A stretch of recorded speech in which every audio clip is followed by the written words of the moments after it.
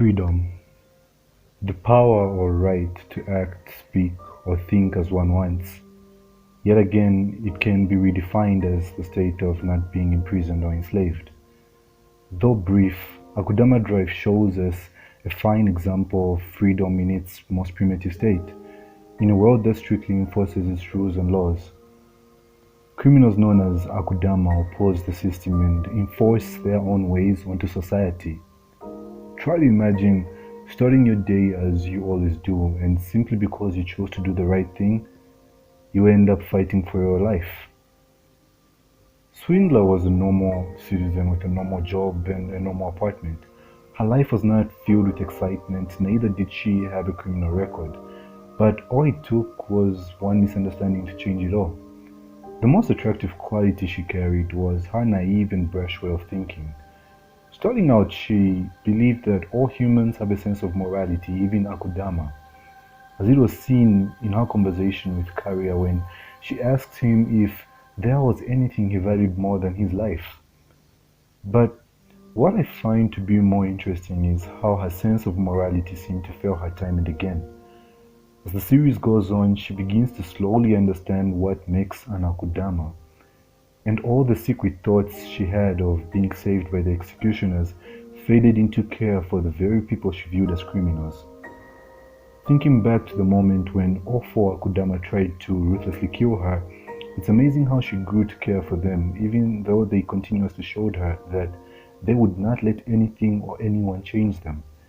It seemingly becomes clear that what separates the Akudama from the rest of the inhabitants of this utopian society is the freedom they value and the single-minded behavior they all share. As it is seen with Brawler's obsessive drive to find and fight against the strongest, Haka's desire to get to Kanto while seeking out challenges worthy of his genius, and Doctor's desire to control the very flow of life, not forgetting Cutthroat's obsession for blood. This girl, who had lived her whole life spotless, became one of the most wanted criminals in Kansai, not by her actions but that of chance. Her role through the first 5 episodes was simply that of an observer, a relatable character to the audience as her innocence was still present, showing concern towards Haka as he decided to take the train to Kanto, pointing out that it was dangerous. But her imprudent way of thought simply became stronger when she was exposed to the children, as it became obvious that she would not always be able to play it safe, and she had to put it all on the line in order to truly live and protect those close to her. She eventually had to face the harsh reality of life when she was forced to kill in order to protect someone dear to her. Passing on her life to those two children who had everything and everyone taken away from them, I feel she found purpose in them and grew to accept the freedom life offered her, finally accepting that each individual by nature is an Akudama. The executioners who had been trained to fight and kill Akudama are a prime example of this, as the government found new ways to exploit their abilities for their gain. They made sure that all the executioners would carry an obsession towards killing these dangerous criminals.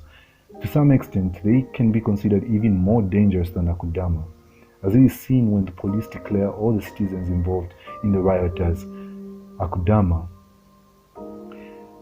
They slaughter each and every one of the individuals who were involved in the riot.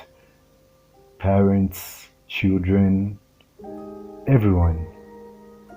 To the people, Akudama and the executioners, Swindler, though not her real name, seemed to be a conniving individual, even though kindness and compassion were simply part of her personality.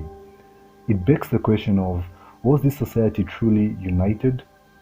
Or were they simply ruled by their fears and desires, and as long as they shared the same goal, that would determine the state of peace among them? Swindler broke this cycle, proving that her personality and words were enough to send them all in a frenzy and expose all the weaknesses in this seemingly perfect world.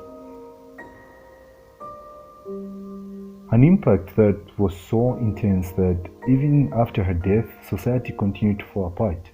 In many ways, she had become a true swindler, except she simply exposed lies and false walls put up by the government and Kanto.